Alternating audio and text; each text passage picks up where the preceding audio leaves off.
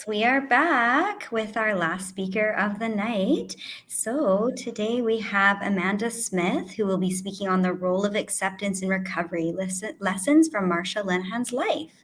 So, Amanda is a trained DBT therapist from Waco, Texas, and author of DBT Wellness Planner 365 Days of Healthy Living for Your Body, Mind, and Spirit.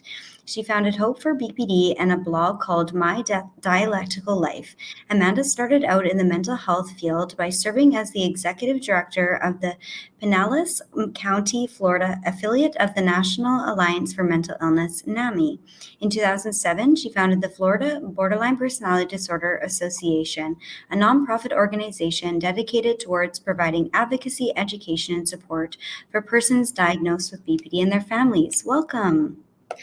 Thank you so much. I am so excited about today. I've been able to listen in on several speakers, and I'm so thankful for your work today and for putting all of this together. It's been great. Yeah, thank you so much. So I'll add your slides here, and yeah, I'll take you can take it away. So would you like me to go to the next slide or? I think, let's see. Oh, Oh, it there works. you You go. did it. Okay. Thank you so much, Bailey. All right. So, hello. And I feel so passionate about this idea of acceptance as a part of recovery. One of my big heroes in life is Marsha Linehan. And so I'm really excited about sharing just a very tiny part of her story tonight and what lessons or what wisdom we might be able to take away from some of the things that she's been through and some of the things that she's created. So, a little bit about me. So, I am an individual with lived experience. So, I was given a diagnosis of borderline personality disorder when I was 34 years old. Throughout my life, I've also dealt with anxiety and depression. And I've also found a lot of freedom in or through dialectical behavior therapy. Like Bailey said, I created a nonprofit organization back in 2007. I have a graduate degree in social work. I'm intensively trained in DBT, and I'm also the author of a couple of books. So let's start out by talking about Marsha Linehan. And who is Marsha Linehan? So look at this. Marsha Linehan just turned 80 years old, I think it was 2 days ago. So happy birthday to Marsha Linehan. So what is really wonderful about Marsha Linehan is that she is also someone with lived experience.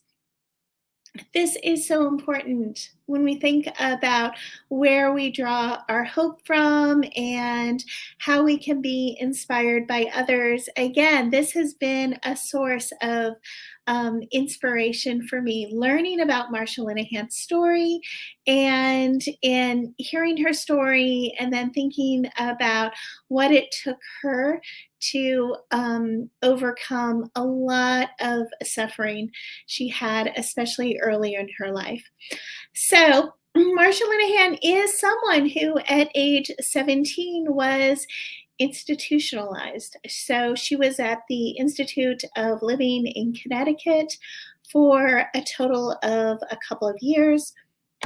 She engaged in self-harming behaviors and suicidal thinking, and she wrote about this time in her life in her book, Building a Life Worth Living. So I have lots of quotes by Marsha Linehan. All of them are from this particular book, this memoir that was published just a few years ago. Again, it's one of the things I love reading again and again, and also recommending to others. And here's what she said back in 2011 about DBT. Again, I love the honesty and the vulnerability. She said, I honestly didn't realize at the time that I was dealing with myself.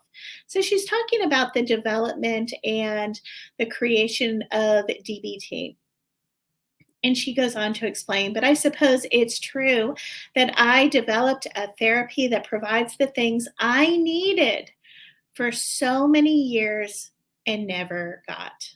I love that. So inspiring. So, what's acceptance? So, again, this is an essential part of Marsha Linehan's story, this idea of acceptance. And we'll also talk about the DBT skill of radical acceptance. Marsha Linehan might describe acceptance as the opposite of change. And in DBT, we think about how we can create that balance or that synthesis between acceptance and change. So we can think about the things about ourselves that we might want to accept and the things that we want to change. And as a DBT therapist, I'm also thinking about when I'm working with something, I'm thinking not just about what do you want to change or what do you want to be different in your life in the future, but we can also, again, practice that dialectical thinking and think about what's working, what is going well, what would it look like to have more self-acceptance or to be more accepting of others. So in DBT, again, it's important not to just think about change, change, change, but also this idea of acceptance, which includes self-acceptance. So there's acceptance, and then Marsha Linehan talks about radical acceptance, which is a leveling up. So she says that this is a complete and total openness to the facts of reality as they are, without throwing a tantrum and growing angry. She also says mindfulness and radical acceptance are core DBT skills. So sometimes we think about, okay, what is that essential part of DBT? What makes DBT DBT? And here we have the answer right from Marsha Linehan. Mindfulness, and then again, also this skill of radical acceptance. So she also says acceptance is acknowledging or recognizing facts that are true. And again, letting go of this idea of fighting our reality. And then again, she says several times throwing tantrums. In her spiral bound book of skills in the worksheet, she talks there about throwing tantrums as well. I think, again, this is inspiring, understanding that this was a treatment that, in part, Marsha Linehan created to help herself. I take this idea of her acknowledging that throwing tantrums is, again, not just things that other people have done. I also like, again, that vulnerability of recognizing herself in the creation of these skills and ways of understanding these skills. So, again, radical acceptance is accepting all the way with our mind and our heart and our body and accepting something from the very depths of our soul. And then she goes on to say, freedom from suffering requires acceptance from deep within what is. Let yourself go completely with what is. Let go of fighting reality.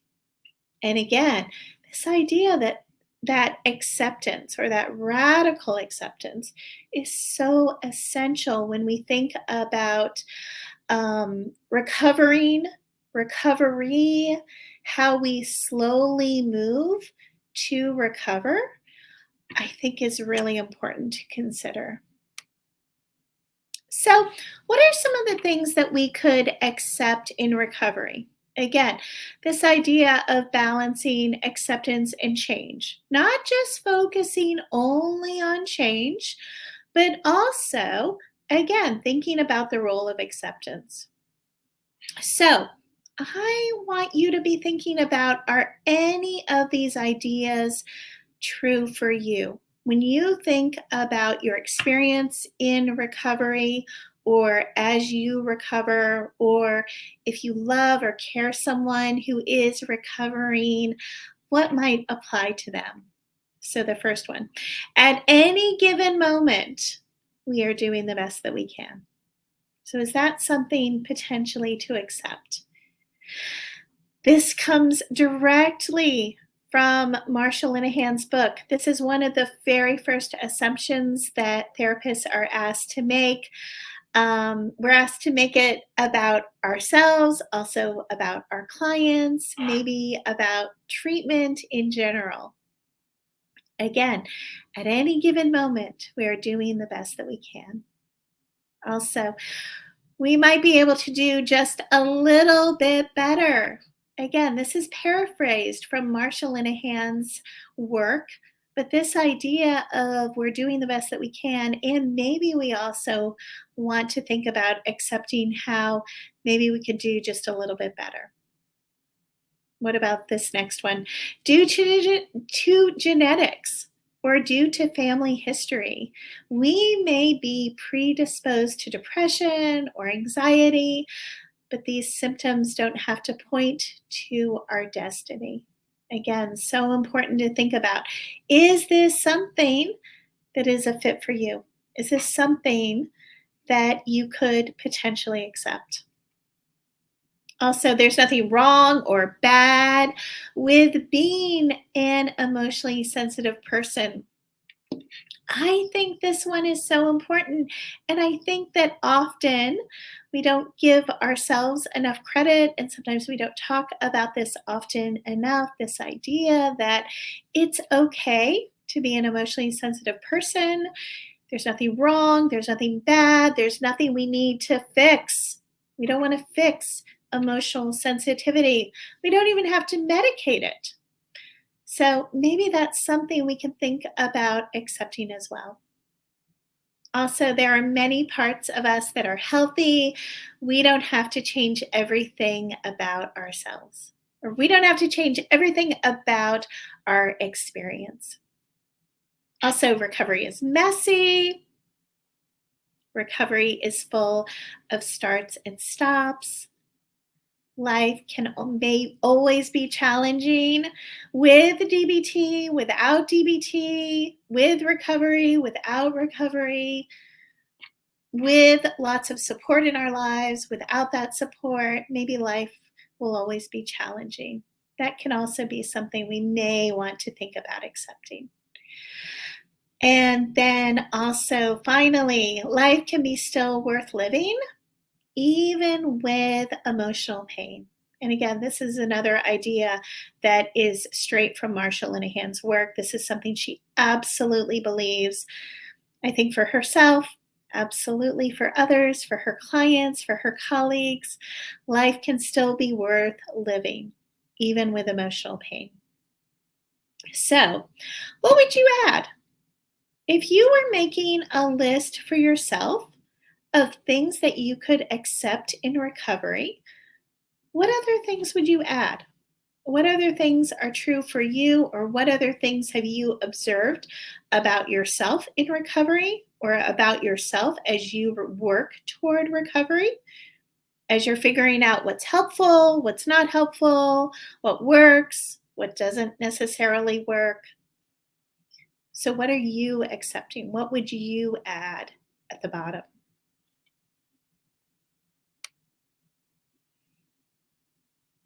So when you think about what I've told you so far about Marsha Linehan's experience and just part of her story, here's my question to you.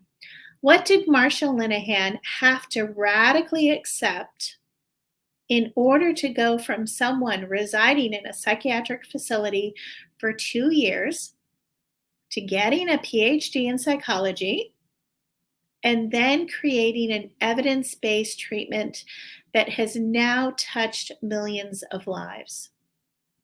What can you imagine? It's a pretty profound place to think about. Marsha Linehan went from a place in her life where she engaged in self-harming behaviors and suicidal thinking and planning to, again, helping millions of people. So what did Marsha Linehan need to radically accept in order to go from one place in her life to another? This is a serious question. And also isn't necessarily a question we can answer in a minute or two. But I would love for you to think about this. And I would love for you to let me know what you think about what did she need? What did she need to accept to go from one place to another in her life? And in her book, Life Worth Living, Marsha Linehan describes this example of radical acceptance for her. She says, once when she was driving alone, so she gives this example in her book, she was driving alone in Israel and she was lost. Frustrated, she said to herself, if you go down a road once and it's the wrong road, you cannot go down the same road again because it will still be the wrong road. I love this. So she kept driving, but she took different roads. Finally, after many hours, she found her way back to where she was staying. So, my next question to you is, how often do you find yourself going down the wrong road, trying to find your way through life? And I love this very simple story that she shares of radical acceptance. Just this idea of, I'm lost and I keep going down the wrong road. Now I need to do something different. I'll read this one more time. I love this. I've been sharing this quote with my clients. If you go down the road once, and it is the wrong road, you cannot go down the same road again because it will still be the wrong road. Again, this beautiful, even maybe profound idea behind radical acceptance, like accepting, no, this is the wrong road. I'm not meant to go down this road. I want to go down a different road. Did you want to wait for comments until after the presentation's over? Because we have a comment. Let's answer them now, if that's okay. So we have a comment, actually. So I've had to radically accept during recovery that I cannot change how I acted in the past, especially during moments of high emotions. I can only try to ensure I do not repeat the same mistakes in the future. I often feel deep guilt during recovery, but have learned to cope with it. Beautiful, beautiful. What a great example of radical acceptance. And isn't that true for all of us, right? Of all the things we can change, we can't change what's happened in the past, how we've behaved or the decisions we've made, or and yes, absolutely, Brooke, this idea of, the things that may have happened or the things that we did during moments of high emotions. Absolutely. Yeah, that's it. Thanks, Bert. Thank you. Okay, so let's talk about some of the pros and cons. And this is another reason why I love DBT so much, because Marsha Linehan encourages us to be honest about the pros and cons of not just radical acceptance, but all the skills. So some of the pros of practicing radical acceptance, we might experience freedom from some emotional pain. That's something that might happen when we practice this skill. Or we might find that acceptance leads to problem solving. We might create healthier relationships with others. We might have additional room for self-compassion or self-forgiveness. And we can give ourselves an opportunity to create a life worth living. That really has to happen, but it can only happen when we radically accept, I want to change something, or I want to accept something. That's the first step when we think about how we build that life worth living. And then the cons, because there are absolutely cons when we think about how we use this skill or how we practice this skill. The first one, acceptance requires practice. I think of all the skills. So I've now been teaching the skills for almost a decade now. And I think about all of the skills I've used myself over many years, all of the skills I've taught my clients over many years. And I feel like this one requires so much practice all the time. So I'm committed to that practice, but it's still a con. It's been a con for me. It's like, oh, radical acceptance. This is going to be a little more challenging. Also, acceptance can be scary when we don't know what comes next. Acceptance may feel like we are losing control. Acceptance, let me see if I can read that behind the slide. Acceptance may feel like, oh, what does that say, Bailey? Can you read that? Acceptance may feel emotionally or physically exhausting. Oh, thank you so much. And finally, acceptance sometimes leads to sadness or grief. So again, these are some real cons that sometimes come up when we think about how we use this skill or experience using this skill. Again, when I think about kind of rating the DBT skills from easy to hard, for me, radical acceptance consistently lands in the harder or more challenging category. So lots of pros and also lots of cons in using this skill.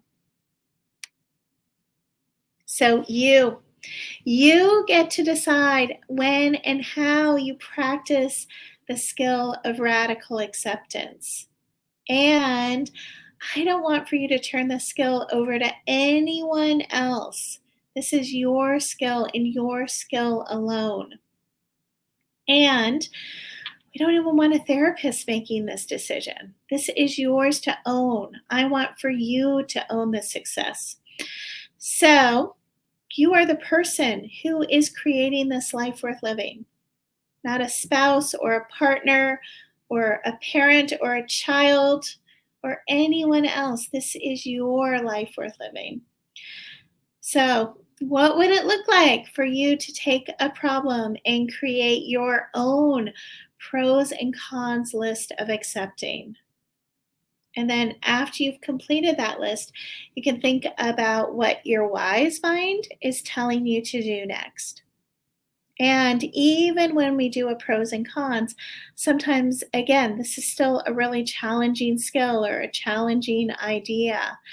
So think about what feels wise to you when you're practicing this skill. So some recommendations in using this skill.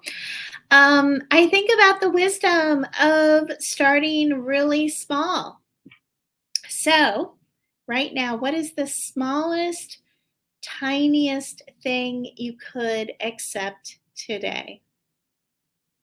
Sometimes when I'm teaching this skill, sometimes my clients imagine that they have to go to a big scary place in their lives and start accepting things, but we don't have to start there.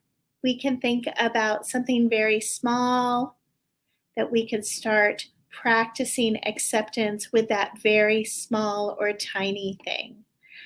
Please don't go for the big stuff until you're ready. You don't have to do that for yourself. You don't have to go to the big stuff until it's right for you. So start small. I think there's a lot of wisdom in doing that rather than going for the big scary stuff. Also, I like the idea of practicing acceptance for just 5 minutes at a time. So we can set an alarm and we can just kind of sit with that acceptance and just kind of see what it feels like a few minutes at a time. And if 5 minutes feels like that's too much, we can start with 30 seconds or a minute. And then when we're ready, we can increase the time to 10 or 15 or 20 minutes. But we don't want to rush ourselves. We don't want to think this idea of, okay, I'm going to practice radical acceptance, and now I'm going to accept this between now and forever, and then we're feeling overwhelmed and we're back in emotion mind. Please, if you need to take it 5 minutes at a time, or 10 minutes at a time, or an hour at a time, again, I think lots and lots of wisdom in that.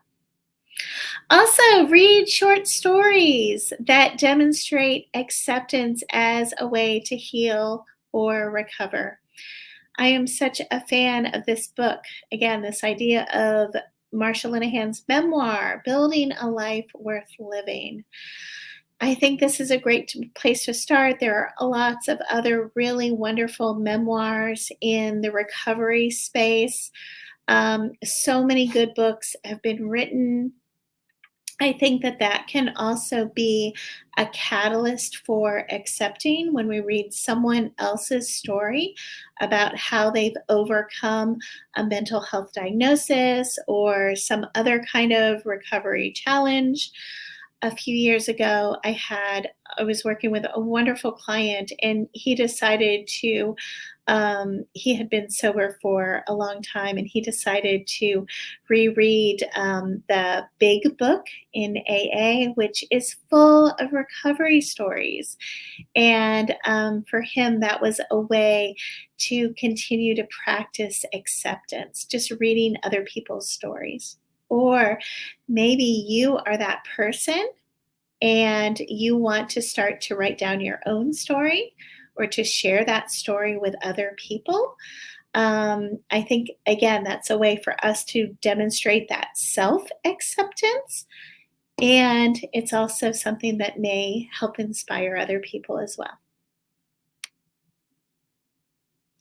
I think, again, I just love this idea of Marsha Linehan saying way back in 2011 that in retrospect, she created something that she needed for herself.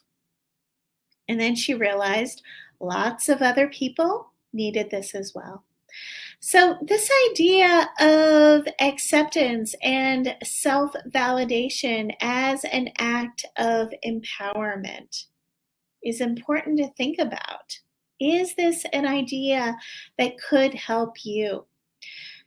Again, our past does not define us. What we've been through, what we've experienced, it doesn't have to define us.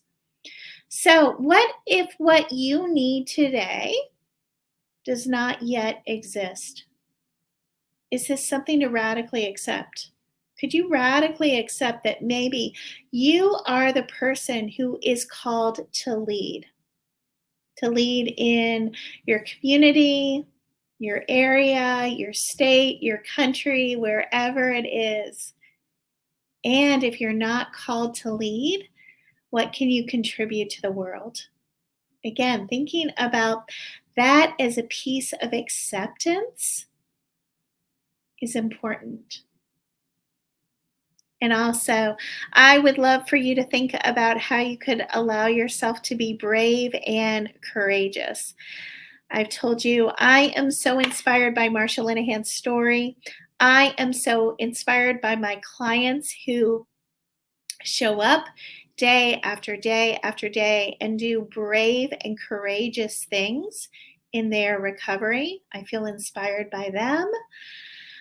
I want for you to allow yourself an opportunity to be just as brave and courageous as Marsha Linehan. And of course, as I've said, this is a really challenging skill. You don't have to be an expert in this skill in the next few days or even the next few years. And I really believe that this skill of acceptance, or this idea of acceptance, is important for so many of us. This is a skill for everyone, for all of us. This isn't a skill for other people. This is a skill for us. Maybe it's a skill for us tonight or today or tomorrow morning. So, what would it look like for you to increase that acceptance, or maybe even that radical acceptance? Maybe 1%, 5%, 10%, What would it look like for you to be more accepting?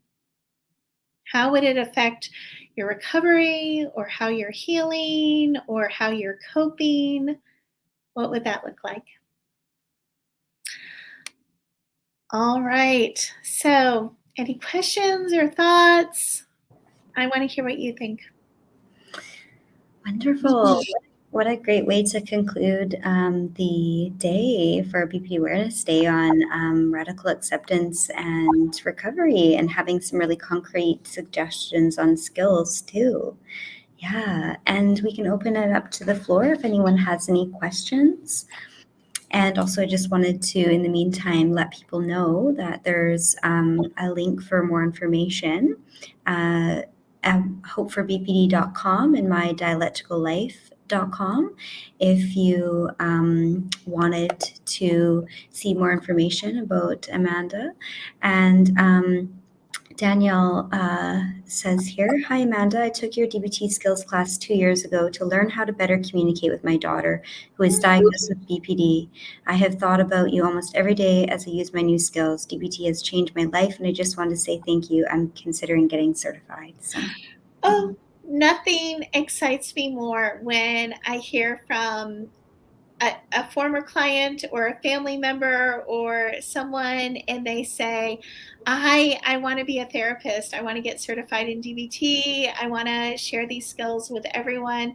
Danielle, congratulations. Way to go. I love it. I love it. Yeah, these skills make a difference. I've seen that again and again and again, almost now 10 years. So, yeah, and I think that's been a theme throughout the day of like hope and inspiration and yeah, and just seeing how recovery is possible. mhm. Yeah. 100%. Absolutely. Danielle, congratulations. I love that. I hope you'll stay in touch so that you let me know when you're ready to go so that I can refer clients and families to you. I'd be honored to do that. Yeah, wonderful.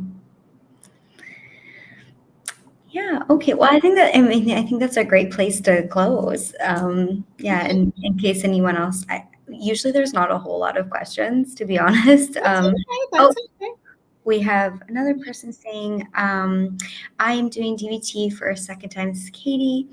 And it's helped so much with my recovery, so much so that I am well enough to be a facilitator for the BPD groups in New Westminster and help my community. That is one of our volunteers. Katie, we love you. Oh my gosh, Katie, congratulations. Yes, yes, yes, yes. We need more DBT groups. We need more facilitators. We need more people who are certified. We need more amazing therapists who are emotionally sensitive and who will understand all of it.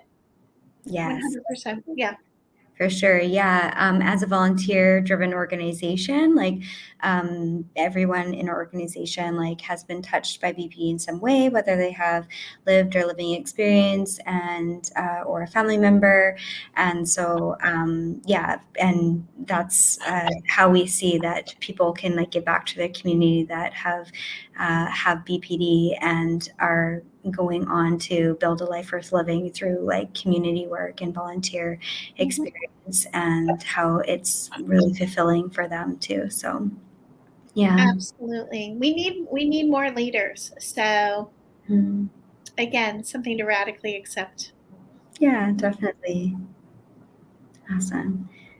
Yeah, if anyone else wants to have a question, or it seems like there's a lot more comments or That's about, okay. yeah, beautiful comments. And I think this is just a really great way to wrap up the day with inspirational comments and hope for the future, and bringing, I think, more awareness, tying back to the awareness piece about that people with BPD really do have a lot of strengths and Mhm. to offer the community at large, um, and can live a life worth living and be Mhm. well.